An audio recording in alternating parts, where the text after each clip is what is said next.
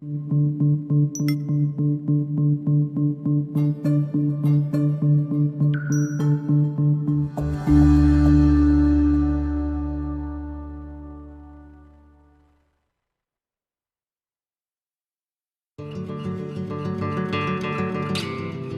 by day, little by little, we write the story of our lives. Join author Joe Alch on a walk down memory lane with tenacious humans who didn't let their circumstances dictate their life and what they could become.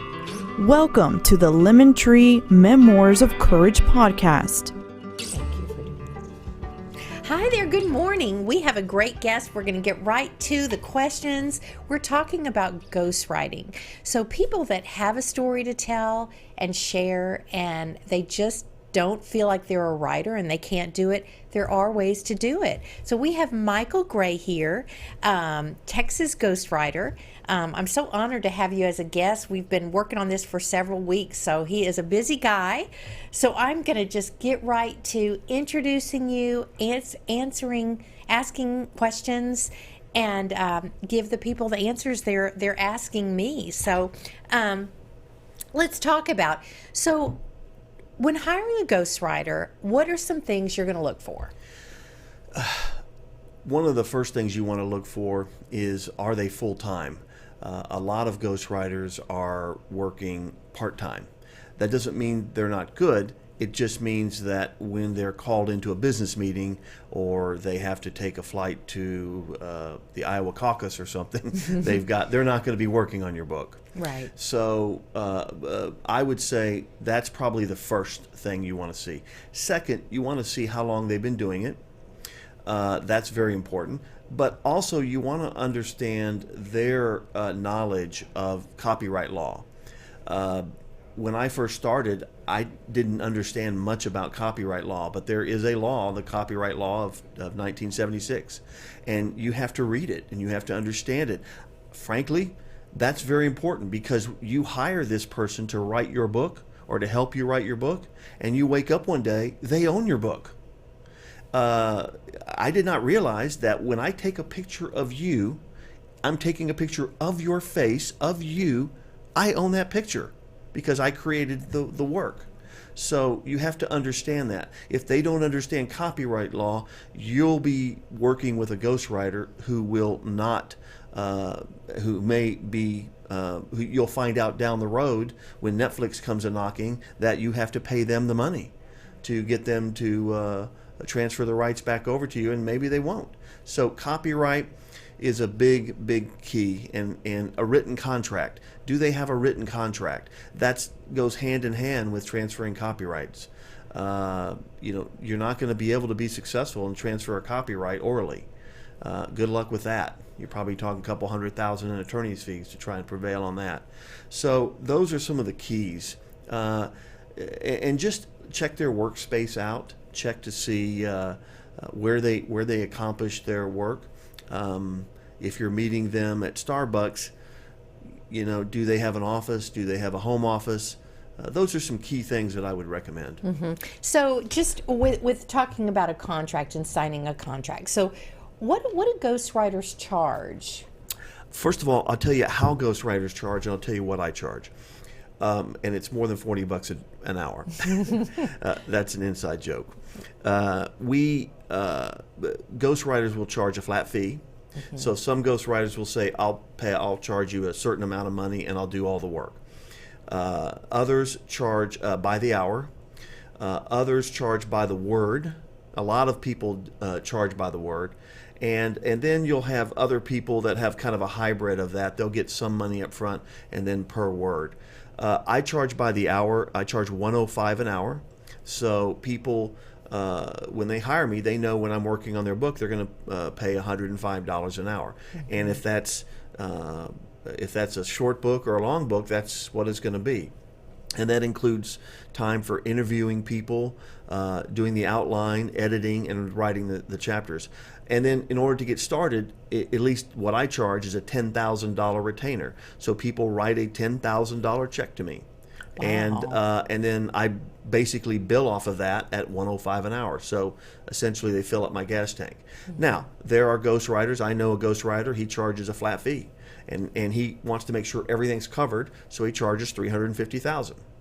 So that's a staggering sum of money, but he gets it. So he doesn't do many clients. So I'm a lot way below that, and then I have probably 6 to 8 clients at any one time. Wow. Okay. So what type? Tell me your typical client. Typical client, that's a very good question. I would say the typical client would be probably 40s to 50s. I have a lot of folks in their 60s and older, but 40s to 50s, probably a business person, male, female. They're going to they want to leave a story for their family. They want to leave a legacy story, or they just want to make money and sell a book for profit, or both. So I do a lot of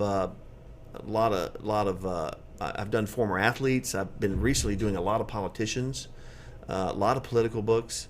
That seems to have slowed down now that we're into the political season. They have to already be out. So I do a lot of, and then I do a lot of African American books, believe it or not. I've written some for rappers and other folks that have been very successful, and they like the fact that I get into their lives and I'm able to tell the story. So that's kind of my. I won't say I have a typical client. It's a range of people. So do you have a specific genre that you like, or does that matter? Genre. I would say I work in a lot of different genres. I've done westerns, children's books.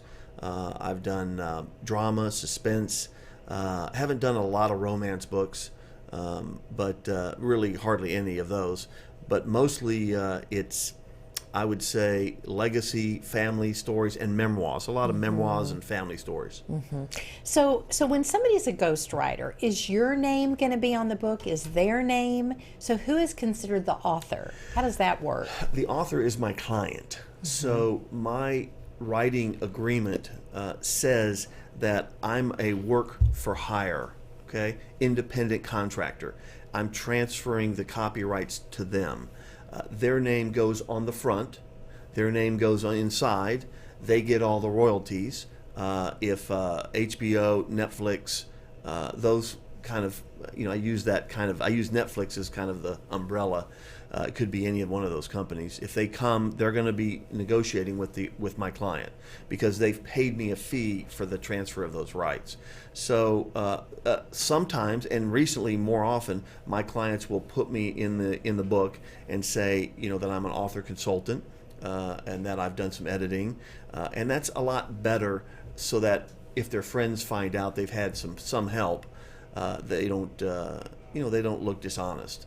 And sometimes, and really, frankly, I'm doing a lot of editing. Some of these, some of these clients are actually doing a lot of the work. So it's not just me just writing every word. So you've been doing this for 21 years? 20 plus years, yes. 20 plus years. So how many books have you written, actually? I would say, someone asked me that about a month ago, and I would say it's north of 100 and probably south of 200. Wow. But again, hang on, let me just tell you. Some of the books are maybe 90 pages. A lot of them are maybe 100. Some are I did a book on brain surgery. Well, that's for their patients. They don't need a book that's 300 pages. But then some of the books I've written are 300 to 400 pages long. So let me just ask you this. So the content, like for me, if I was a ghostwriter and it was on brain surgery, it seems like they would have to write down all the information anyway to put it in a book. So how does the ghostwriter, how do you do that? That's so interesting. Let's take the brain surgery for an example. Obviously, I don't know anything about it. I learned a lot about it. And frankly, it's quite amazing what they can do. They come and they sit in my office and they tell me everything I need to know about brain surgery. And of course, I'm not writing technical books for other brain surgeons. Right. I'm writing a book for you and me. Right. So if I can't understand it, and they can't explain it to someone like you or me, their patients aren't going to understand it. So when they explain the technical aspects, I'm very, very good. It's just a skill that I have of dumbing it down. So I take the complex and make it simple. And that's what they love. So they're involved in it. Now, sometimes they'll give me a pamphlet. They'll give me, like the brain surgeons gave me all their, paper stuff that they give to clients. But I had to dive in to understand the electrodes they put in your brain to determine where they're going to cut, and they don't want to hit the wrong nerve. Staggering amount of technology. So they have to educate me. Wow, that's fascinating. So you're learning something every day. So, A lot. Okay, so right now, Michael, what would you say? How many books are you working on? Right now, I'm working on 8 books. Wow. So, but let's talk about that for a second. When you say 8 books, it's not like I'm writing 8 books. I'm writing 3 books right now. 3 books are in what I call post-production. We've produced it, it's for sale, and now I'm helping them with the marketing. And then, say, 2 of them were just starting. So you have 2 on the beginning. If it's a conveyor belt, 2 are just starting, 3 are in the middle, and then 3 are just coming off the conveyor belt. Wow, so you've got a lot going on. It's That's a lot, good. but this is what I love doing. It's my passion, so it's not a job. It's you finally get to do something that you love. And you have an incredible website. So for the layman that wants a ghostwriter, has a great story, what is the process? First of all, they hire me, and they write a check, and they sign a contract. Once they do that, and they have that contract signed, is important, and I'm not just making light of it, because now everything I'm going to be doing for them is going to be theirs. That picture I'm taking is now theirs. They will come into my office. We will spend hours going over their project, what they want to accomplish, what data I need and information I need to get from their brain. That process will take anywhere from 12 to maybe 15 hours.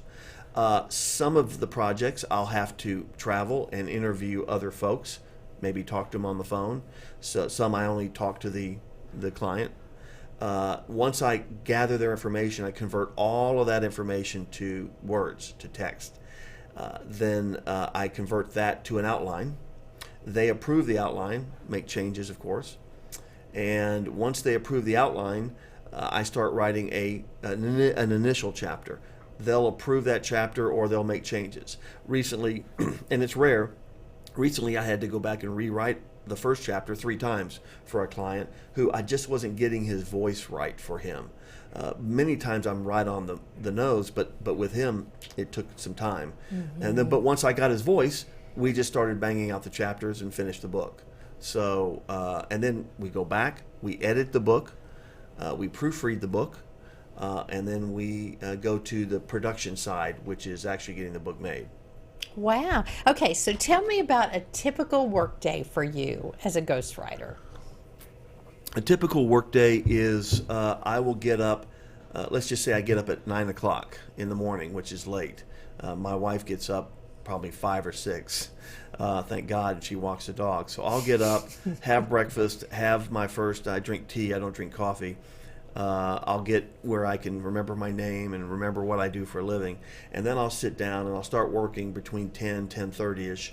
And then I'll work for maybe 2 to 4 hours writing books, writing chapters, solving all the problems I've got to do. I'll take a break, go walk around the neighborhood, maybe work out the gym if I can fit that in. And then I'll eat something, and then I'll come back and I'll work for another 4 hours, take another break, and then I'll work probably till about 1 o'clock at night. So I get a lot accomplished between, say, 9 o'clock at night and 1. Sometimes if I'm writing well, I'll go into 2 and later, which then pushes me into the next day. But when you're feeling it and you're writing the chapters, you just don't want to stop. Well, and for me, like there were some days in my book, some of the topics were really difficult. And for me, I would sit down to write and I just couldn't go there. I know for you it's different because this is your full-time job. And do you ever have days you just like, That's a very good point. I do have days where I'm like, oh man, I'm not feeling it on this, but this on this particular project. But this is the great thing about having 8 clients. You always have stuff to do. So if you go, man, I'm just not feeling it on client 3, I go to client 4 and I'm feeling it there. And you get energized. Exactly. Or Right. I just don't feel like writing today. So I'll do the marketing or the cover design or the production side, or go back through the outline creation, which doesn't take as much brain power as it does when you're writing a chapter. So that gives me flexibility. Okay. But you're right. You can't just write chapters 12 hours a day.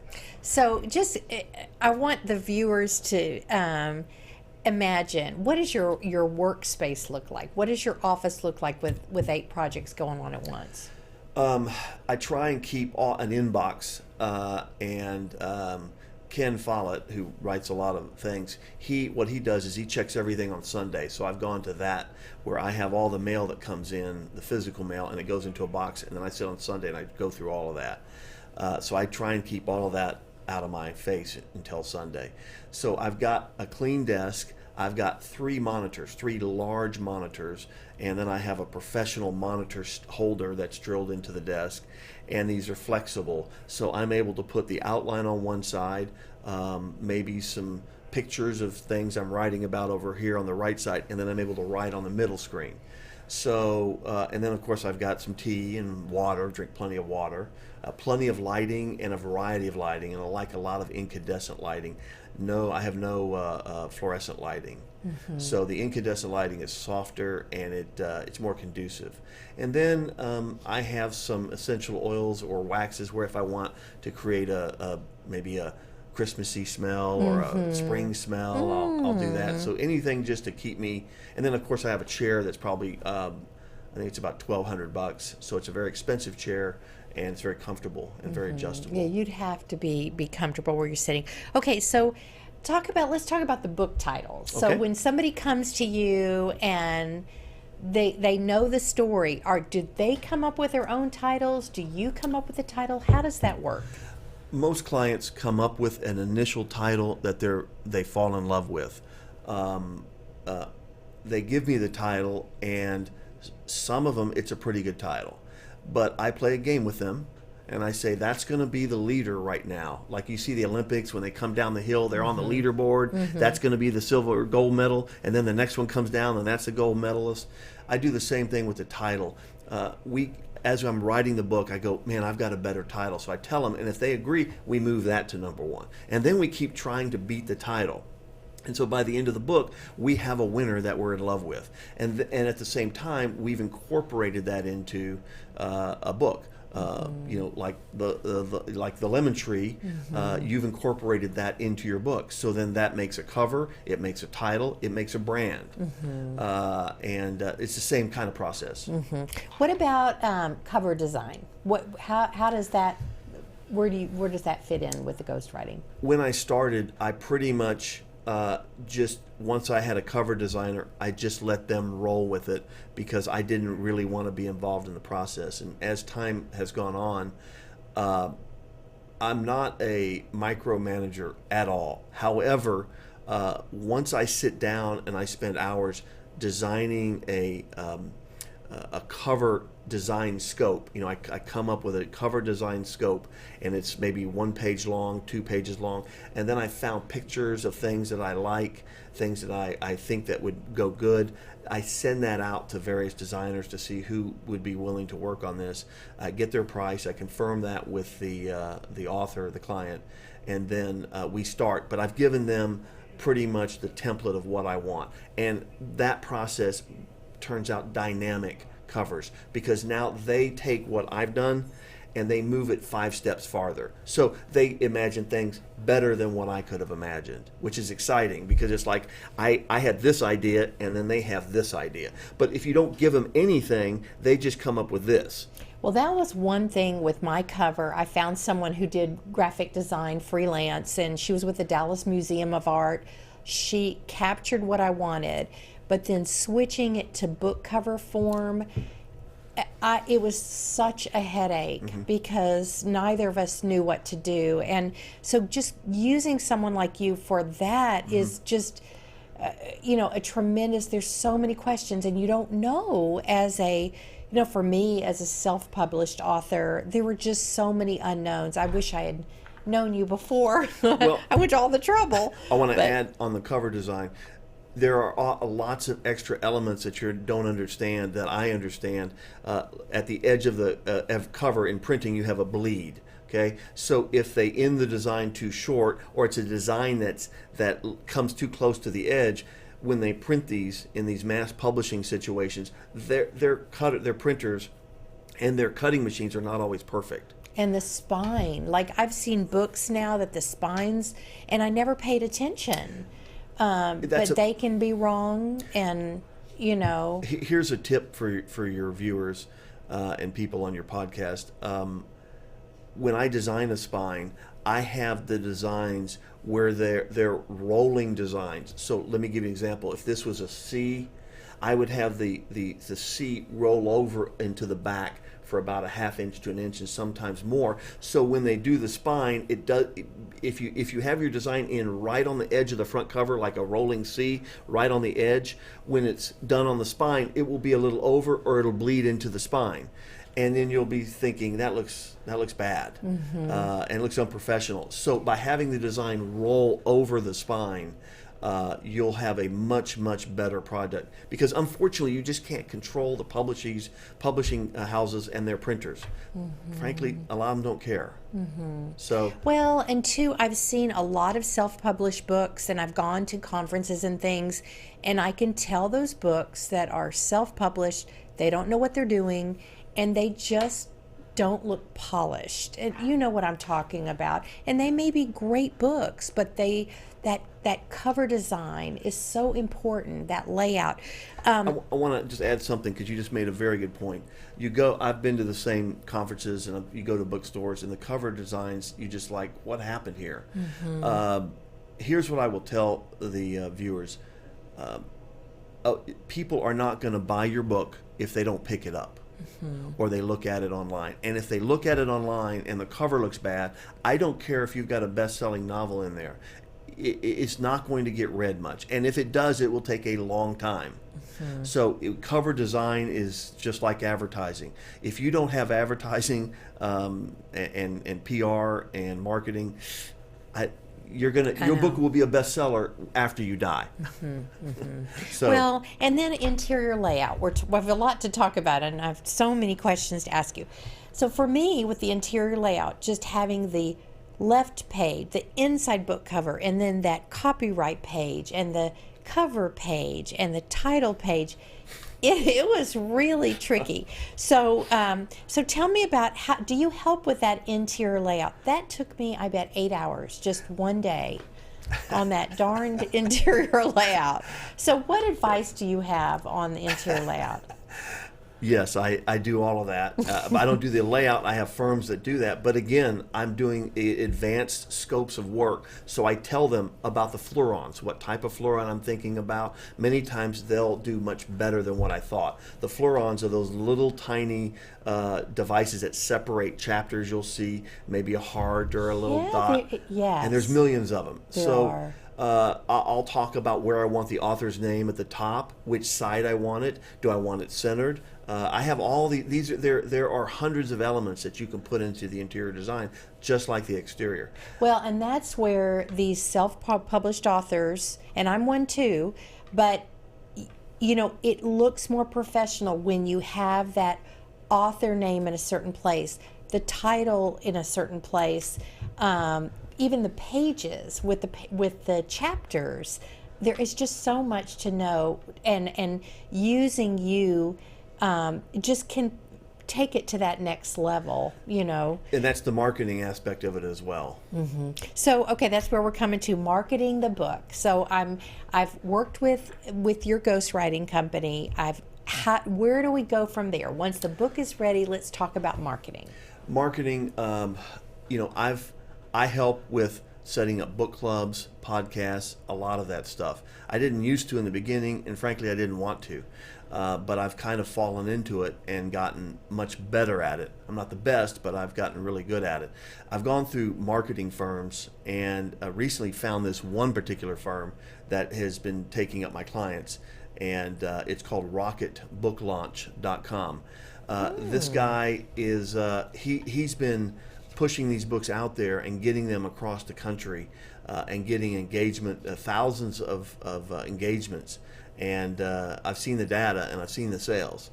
So I'm keeping my eye on him because, eventually a lot of these disappoint me. But right now, this guy has been doing very well because they'll promise you everything and they'll tell you they're going to work. But this guy is very affordable and he's been very successful. But yeah, I'm very excited. Rocketbooklaunch.com. Okay, that's good to know. Rocketbooklaunch.com. Where are you publishing these books and how are you doing that? I would say probably 90% of them are going to go the independent self-published route because we can do it now. We don't have to go through the publishing process with the main houses. The other ones are going to the main houses and we're having to slog through that, and they're going to make the changes. So we use kdp.com for a huge platform, but we also branch out to draft to digital. We'll do BookBaby.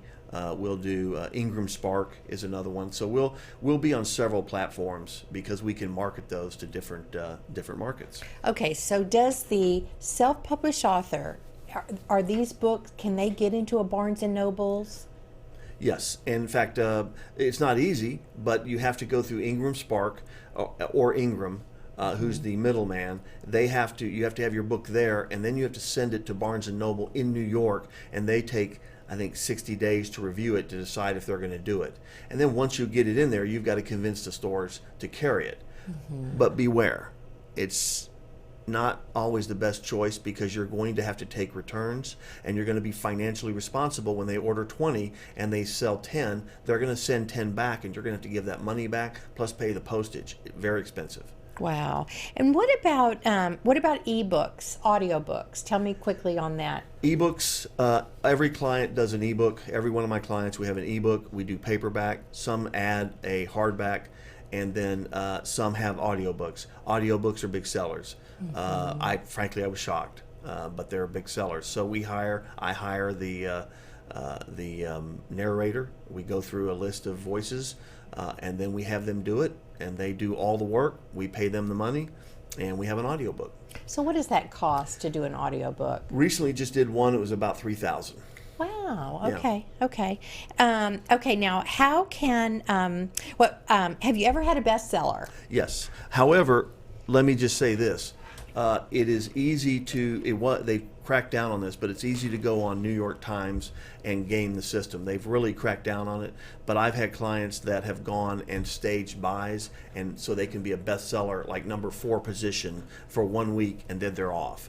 And then they tell everyone they're a best-selling author.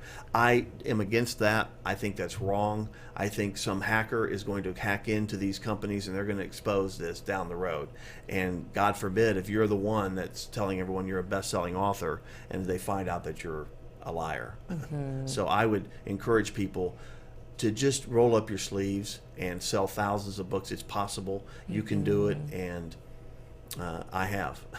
And that's awesome. And with my book, my goal was, of course, I'm an A+ student. I want it to be successful, but my goal really was, if I can make a difference in somebody's life, it's going to be worth it. It's going to be worth the time and investment and energy. And I'm so proud of myself that I just thought, I really didn't think I could do it.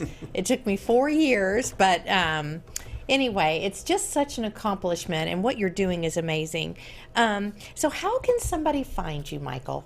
Well, they can come and meet me during this interview, which is unlikely, but they can check texasghostwriter.com. I have a website there. I have books that I've worked on and book trailers they can review.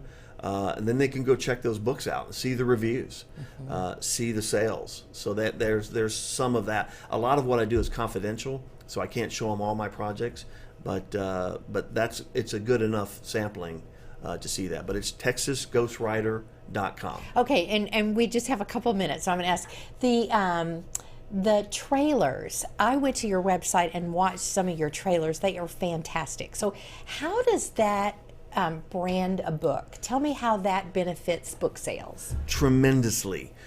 It's like the term rocket book launch. It's like putting jet fuel on your book sales, because now we open up to all the book clubs because they see it and they believe, hey, this is a professionally done project. So having a book trailer, a well done book trailer, is well worth it. It costs money, but if you can afford it, you will put your book farther down the book sales track. So where somebody that's looking for a book for their book club, so where would they go to find a book club trailer, a book trailer? You mean to find a company to do it? No, just if somebody is just randomly, I want to find a great book for my book club. Okay. Yeah, it's hard because people, when they advertise, they're not doing the book trailer advertising. That's why with this media firm, they're putting out the book trailers along with the Twitter and the links to that. So people are already getting that when we solicit them. So really, it's more of a push advertising. We're giving them the book trailer. If they're looking for those, just going to my website is probably going to be the only way they're going to see them. Okay. Or the author's website. Okay. Well, this has been so great. Anything else you want to share? I would say everybody literally has a story. Really, leave it here on earth for us to enjoy. Don't take it to heaven with you, because we probably need to hear your story and read it. And looking back, I've even family members that have passed away, there are questions I still have. I wish I had asked those questions, and I wish we could have put some of that stuff on paper. I would love to know my grandmother's childhood. I had a very, very mean grandmother, and I would love to know what made her like that. I just wish I had dug a little deeper. It's been so fulfilling for me to do my own book, and it is so wonderful to have you just right here in Dallas, Texas. But are you available in other cities? Yes, people fly in. A lot of my clients fly in from other states, other places, and so I do a lot of out-of-state work. Sometimes, rarely, depending on the client, I'll fly to their place if they have a ranch or they have a place somewhere. They're high net worth people. They don't want to fly here. So, but that's rare. Generally, they'll fly here, but I do work all around the country. Awesome. Thank you so much. Check out TexasGhostwriter.com. Thank you so much, Michael, and this has been so informative. Thank you, Joe, for having me, and I wish you the best of luck on your book. You too. Thank you. Thank you. Y'all have a great day.